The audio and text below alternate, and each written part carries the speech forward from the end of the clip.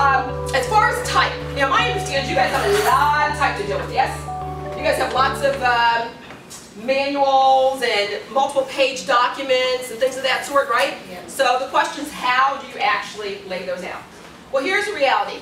People will get very bored if they're going through 32 pages of anything, right? So you're going to have to figure out how to make that exciting, visually exciting. And there's things you can do. For example, I'm just going to kind of pop this up here on the wall.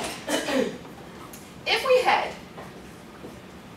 a page layout that has multiple pages, one thing you could do is you could actually start out with the first page, your cover page being really big, that's decorative, and then you may actually do little, as we say, vignettes of the other pages. You might even do something really fun and lay them going across the page,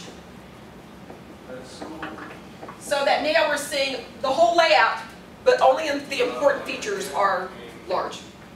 Okay? That's all you have to do. You may also try to do something where you're doing a large page, and you may even do vignettes, circles, squares, vignettes, and usually we do 3 odd numbers.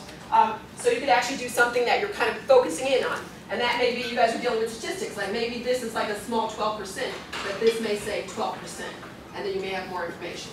Okay, so you can do all kinds of little fun things to kind of bring out numbers, bring out headlines, bring out images, but you want to show them what it is. Now, speaking of what it is, if you're doing a large document like this, most people are not going to know what it is. I always say it's always good to tell people what it is. Okay, so not a lot of writing, just simple writing. And I have to tell you, even with my students, oftentimes the students that start writing a lot, they get themselves into trouble. And what do you think the trouble is? You can't finish or typos and grammar, right? Right. Right. Okay, so unless you're a really, really great writer, try to steer away from a lot of writing, unless you want to be a copywriter, unless you want to be a writer. Now, nowadays, we know the new field that's up and coming, it's paying a lot of money, and I just recently saw that it was $60,000 to $80,000 for people who are doing content writing. Content writing is that new key word that's out there for people who like to write to support the social media process. So I'm sure many of you in here, anybody in here do you like to write? Yes. Okay, yes, so if you, okay, so let's say you want to be a fashion writer or a fashion blogger or something of that sort. You may actually also think about being a content writer for the fashion business. And you're literally writing articles about fashion and thinking about content that would go within the social media world. Okay, so that's a whole other field. You can actually think about doing a little blurb about what it is and think about, multiple pages kind of putting on 2 pages. You can do fun things like this too. But this would be, let's just say, I'm going to just add a page here. So let's just say that folds in. So now I have a regular book, but 1 page folds out, and it really shows now 3 pages with all the content I would need all the way across. Right? So, and then maybe this one I want to do something big and something else big, and that way it folds over, and you have the full report in 3 panels, opposed to 20 panels.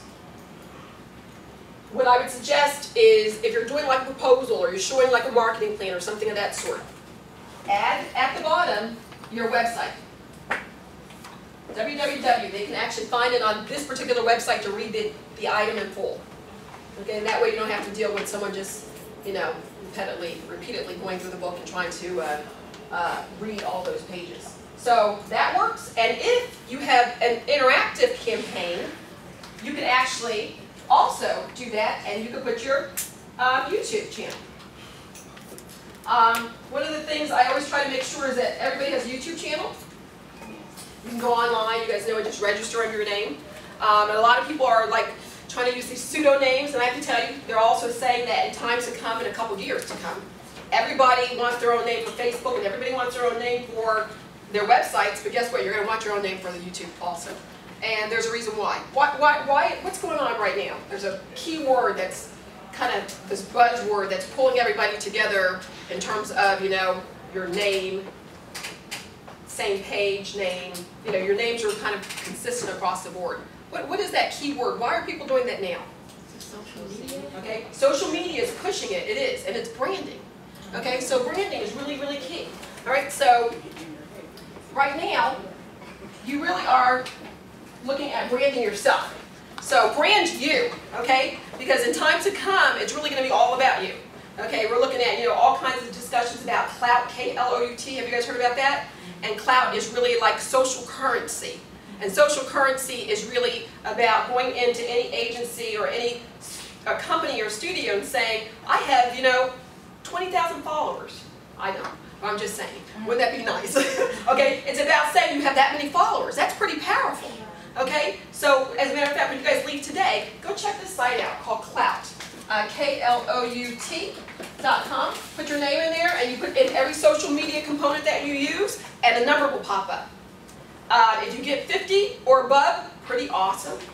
Okay, most people do it and they have like a 12. Don't be afraid, don't be freaked out because it's only 12. The more you use social media, the higher your clout score goes.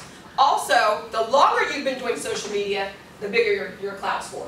Okay, now why is all this important? Again, it goes back to branding. It's going to hit you like a ton of bricks probably in about 2 years when you're going into a job interview of some sort and they're like, well, can we look at your Facebook numbers? And they look at your clout numbers and they say, oh, you have like almost 100 points for clout? Wow, you have a lot of influence. And that's what it boils down to. This is all boiling down to influence. So you want to find some way in your portfolio to actually become more influential. And clout is a good way to start. Just check it out and see where you are. Just want to interject that because that's really key to your entire portfolio. You're creating a brand. You're branding you.